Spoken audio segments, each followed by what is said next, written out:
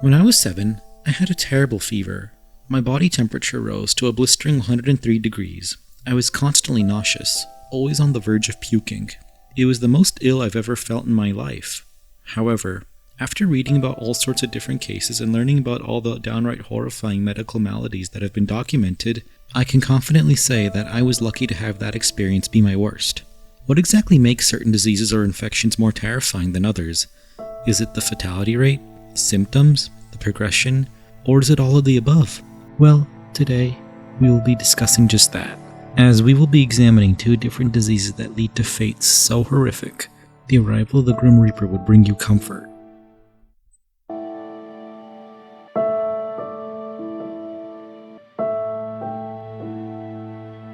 This is one disease that really needs no introduction. First described all the way back in the 4th century BCE, the means of transmission and the horror of the ensuing symptoms has caused this disease to become one of both fear and fascination, to the point of being the inspiration for many different stories and media. Known as the most fatal infectious disease worldwide, it is so infamous that the name itself strikes complete terror in those that know its name. Rabies. A zoonotic disease of tropical origin, rabies is responsible for tens of thousands of deaths each year, though even this figure may be grossly underestimated given the lack of reliable data in parts of the world most affected by the virus. The rabies virus is a protovirus that is a part of the genus Lyssavirus, a member of the Rhabidoviridae family. The virion is shaped like a small bullet. Although it is infamously known for spreading via animal bites, there are other means of transmission. These include human-to-human and exposure through other means. The primary vectors for rabies are dogs, making up about 99% of rabid bites. Other important vectors include bats, foxes, raccoons, wolves, skunks, and surprisingly, even groundhogs. In the West, since rabies in dogs has been all but eliminated, the virus now primarily persists due to chiropteran and mesocarnivores. Though typically associated with these kinds of animals, rabies actually has the capacity to infect any mammal, though the virus must adapt to become fully established in a new host species. It is believed that the previously mentioned creatures are responsible for hundreds of thousands of rabid bites per year. The disease itself, if left untreated, is almost 100% fatal. There are less than 20 cases of individuals surviving after acute symptoms appeared. It has been estimated that someone dies from rabies in a rabies endemic country every 10 to 20 minutes. Expanding even further, it is estimated that around 24,000 people in Africa die from the disease, but people in Asia, mainly India, are much more at risk of being affected by rabies. Many areas in these continents are vastly underserved and access to proper treatment is very difficult. This makes the overall mortality rate in these places drastically higher compared to places in the West. In fact, between 25,000 to 30,000 people in India die from the disease. Due to a general lack of supervision, having greater contact with stray dogs, and having less developed immune systems, around 40 to 50% of all cases of death in India are from children. India has the largest amount of deaths due to rabies as a result of having a much larger overall population density, and there being far more stray dogs to serve as vectors.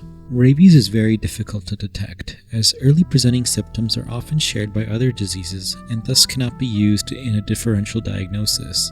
When and how symptoms show in patients varies considerably, and even the type of rabies that can develop could vary from person to person.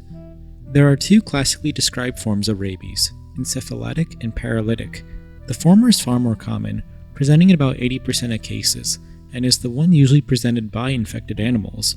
Both kinds are differentiated by the presence of symptoms specific to their respective type: hyperactivity for furious rabies, and paralysis and quadriplegia for paralytic rabies.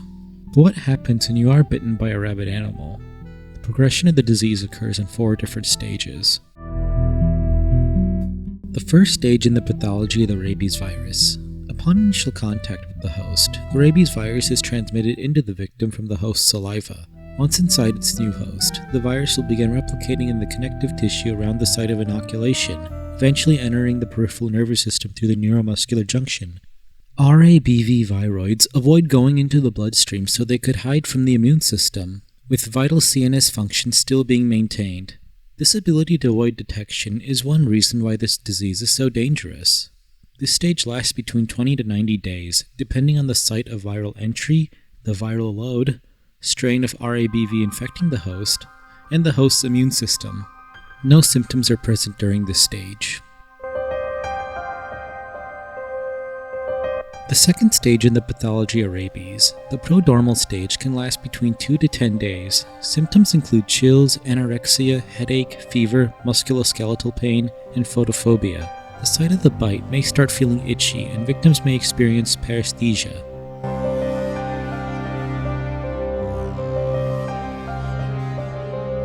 The third stage of rabies, it is characterized by the onset of more severe symptoms that result from nervous system dysfunction.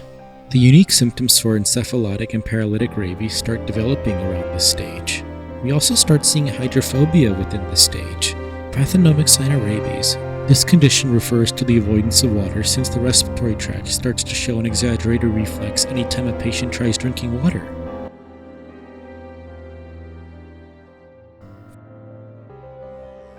The coma preceding death. This stage differs slightly based on the type of rabies the patient has. For encephalitic rabies, 2 to 7 days in the acute neurological period stage, ultimately leading into a coma or sudden death from respiratory or cardiac arrest. For paralytic rabies, less rapid progression takes place, with some patients living up to 30 days without intensive care, with the coma lasting 3 to 7 days. And finally, the ultimate step in this disease's progression is death.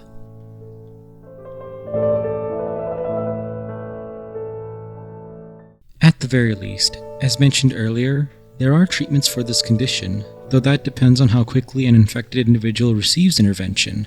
Receiving early intervention is essentially your only possible chance to survive a bite from a rabid animal. No consistently effective treatments for symptomatic patients currently exist, though there are some options that can increase the chance for survival just a bit. Let's discuss the different kinds of treatments available for patients. Often those who work closely with animals are given preventative care, known as pre-exposure prophylaxis. Wash the area of the bite as thoroughly as possible to reduce the viral load that was given, which would thereby limit the spread of the virus throughout the body. Developed in 1885 by Louis Pasteur and Émile Roux, it is often coupled with rabies immunoglobulins for higher efficacy. The IGs are injected around the area of the bite immediately due to how it stops viral progression and attacks the virus. The use of immune globulin injections is called PEP, short for post-exposure prophylaxis treatment. Both the vaccine and PEP should be given up to 10 days after exposure. It is also crucial to keep the blood-brain barrier as impermeable as possible. First used in 2004, the patient is placed into an induced coma, then given antiviral medications to prevent fatal nervous system damage. This method relies on the body to fight and clear the virus on its own. It is an experimental treatment, and the rate of success is quite low. This protocol was first used on 15-year-old Jean Gies from Fond du Lac, Wisconsin. She was bitten by a bat and started experiencing severe symptoms, eventually going into a coma. Somehow overcoming nigh impossible odds, she survived. In fact, she was the first ever person to survive an incident of rabies without ever receiving a vaccination. Gies was kept in an induced coma with deep sedation and received antivirals. She was placed in a coma to protect her brain to allow her immune system to fight the infection. She stayed in the hospital for 75 days before being virus-free. I highly recommend that you all take the time to learn more about her story. I linked an article in the description below. Her story was also featured in the Animal Planet show I'm Alive in the episode Reborn, which I also suggest checking out.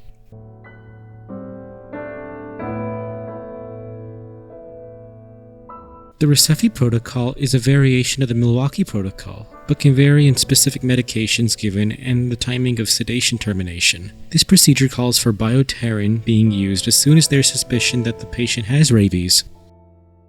I believe it's worth looking into an actual clinical case of a patient admitted for rabies and see how a disease like this looks within a real-world setting.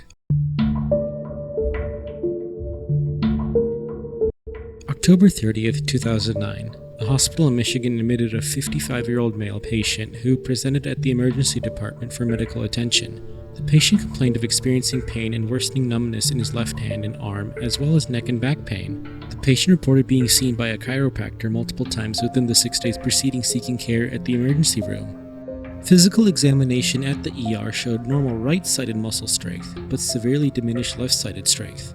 Although his vitals initially seemed normal in the ER, his breathing eventually became labored. The patient was admitted after a CT scan done on his brain showed decreased density in the right basal ganglion and paraventricular areas. Over the next 2 days, the patient's left-sided weakness worsened, eventually spreading to the right side of his body.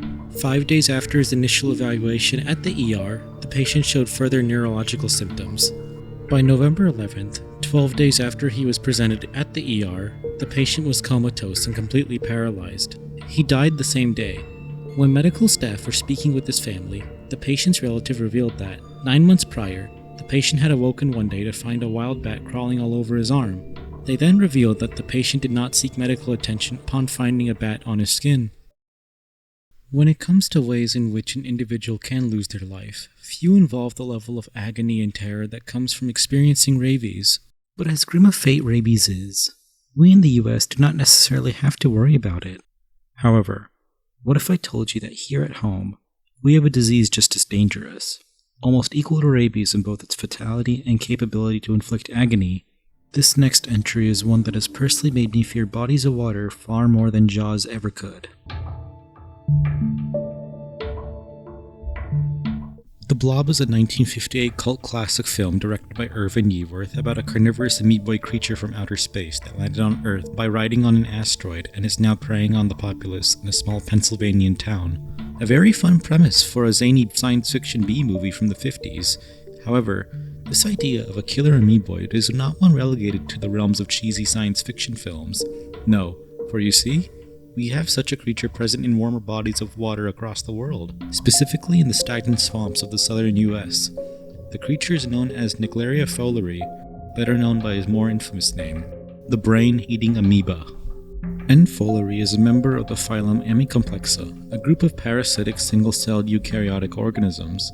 In fact, a particularly infamous group of protists belonging to this group is the genus Plasmodium, parasites responsible for malaria. Members of this phylum are characterized by the presence of a unique kind of plastid called an apicoplast. This structure allows for the penetration of a new cell, and is the main mechanism through which N. fowleri infiltrates a host. It has a stage in its life cycle known as the trophozoite stage, where the cell focuses on absorbing nutrients from the host. It is in this stage that the parasitic protist makes its move on a new host. While on this stage, it has small structures on its surface known as food cups that allow for the digestion of tissue and bacteria. N. fowleri is naturally found in freshwater environments, specifically lakes and ponds. It can be found worldwide but is more commonly seen throughout the southern US. Though it prefers aquatic environments, it can survive in a free-living state in soil as well. It enters a host when water containing the parasite enters the nasal cavity, where it then attaches to the nasal mucosa. It then moves along the olfactory nerve and through the cribriform plate to reach the olfactory bulbs. Once there, it elicits a significant immune response through activating the innate immune system, which causes immense stress on the body and damages it in the process. The protozoan will release a cocktail of different enzymes that destroy the host's somatic and nerve cells. It will eventually make its way to the CNS and wreak major havoc onto it. The disease that ultimately results from N. fowleri's activity is called primary amoebic meningoencephalitis, or PAM for short. Thankfully, the nasal pathway is the only way for the amoeba to enter the human body. That means that ingesting water containing the parasite won't lead to an infection. As is the case for any disease that attacks the brain, the survival rate is almost zero. Between 1962 and 2022, out of 57 infected individuals that just got infected with the parasite, only 4 survived. Given how clandestine the parasite's activities are, even just getting a diagnosis can be difficult. Often, the diagnosis is made well after a patient has passed away. This is done by examining the CFS of a patient and is looking for signs of PAM. These signs include abnormalities in color and increases in concentration of polymorphonuclear cells. Abnormalities within the midbrain and subarachnoid space can be found through MRI scans. We laid out what the parasite does when inside the body, but what does it feel like from the host's perspective? Unsurprisingly, for a disease that causes your brain and nervous system to deteriorate, it is not pleasant in the slightest. Once someone gets infected by the parasite, symptoms can show up between 1 to 12 days after exposure. This all depends on the host's own overall health and immune response, as well as the actual number of amoebas present within the host. Symptoms include severe headaches, chills, neck stiffness, fever, photophobia, seizures, and a positive Brudzinski and Koenig signs. Death follows quickly after symptom onset. Usually, infected individuals will die anywhere between 1 to 18 days after initial symptoms start, with the median being around 5 days. Between days 13 and 30, death is all but assured within this time frame. At the very least, some treatment options do exist. If caught early, it is possible to intervene and prevent PAM from overtaking a patient. It is often treated with a combination of various medications, often a mixture of antibiotics, antifungals, and antiparasitic medications.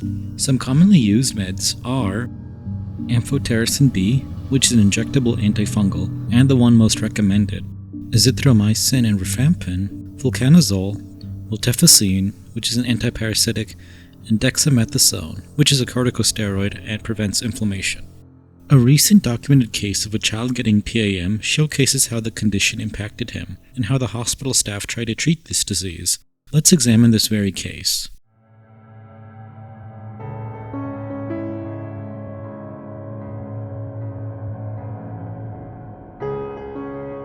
On August 8, 2022, a Caucasian boy of 8 years swam in the Elkhorn River in Douglas County, Nebraska. On the evening of August 15, 2022, he was admitted to a local hospital with complaints of fever and altered mental status. Symptom onset occurred on August 13, 2022, and included malaise, fatigue, decreased appetite, and mild headache. The following day, the patient experienced worsening headache, onset of fever, and one episode of non-bloody emesis. On August 15, hours before hospital admission, the patient began experiencing an unstable ambulation as well as worsening emesis, fever, and headache. The patient also developed a facial rash. His mental status was also becoming altered. According to medical records, the patient's vital signs on admission to the hospital were as follows. Temperature was 38.7 degrees Celsius, his heart rate was at 120 beats per minute, his respiratory rate was 44 breaths per minute, and his blood pressure was at 125/87 millimeters per mercury. The patient appeared ill and lethargic. During periods of wakefulness, he experienced disorientation, incoherence, and occasional agitation. Initial laboratory evaluation received white blood cell count 23.25 cells per microliter and elevated C-reactive protein at 1.7 milligrams per deciliter, which are all signs of an infection taking place in the body. A CT scan of the head revealed no acute abnormalities. Blood cultures were ultimately negative. The patient began treatment with empiric ceftriaxone and vancomycin and was transferred to the pediatric intensive care unit. On August 16th, a lumbar puncture was performed. The cerebrospinal fluid was cloudy and light yellow in appearance. The patient began exhibiting seizure-like activity followed by disordered breathing, which prompted endotracheal intubation, worsening trachycardia, persistent fevers, and abnormal respiration, and further seizure-like activity followed. The absence of definitive etiology, rapid clinical deterioration, and additional microscopic evaluation of the CSF increased suspicion for amoebic disease. Empiric therapy was changed to include conventional amphotericin B, azithromycin, fluconazole, and rifampin. Former pathological examination with a right GM sustain of the CSF revealed the presence of amoebic trophozoites, and arrangements to obtain miltefosine were made. A repeated CT scan of the head without contrast showed new mild diffuse cerebral edema with uncal encroachment on the suprasellar cistern. A subsequent CT scan of the head with contrast showed advancing cerebral edema. An intracranial pressure monitoring device was soon placed. After return to the PICU, the patient became hypotensive. Despite these interventions and administration of miltefosine, the patient continued experiencing increasing intracranial pressure and unstable vitals. The patient was extubated terminally and pronounced dead at 3:06 a.m. on August 17, 2022, approximately 28 hours after admission to the hospital and 4 days after symptom onset. The images and scans taken were sent to the CDC, who confirmed that the images indicated the presence of N. fowleri.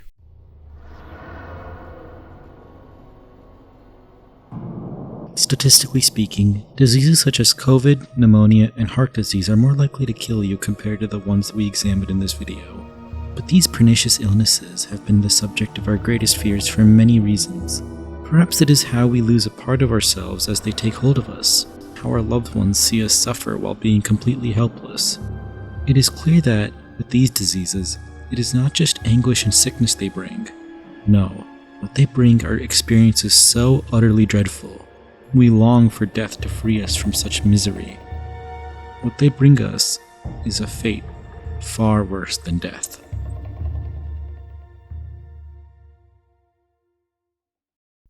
Thank you all so very much for making it to the end. If you enjoyed what you saw, feel free to give it a like, and also subscribe to stay up to date with my shenanigans.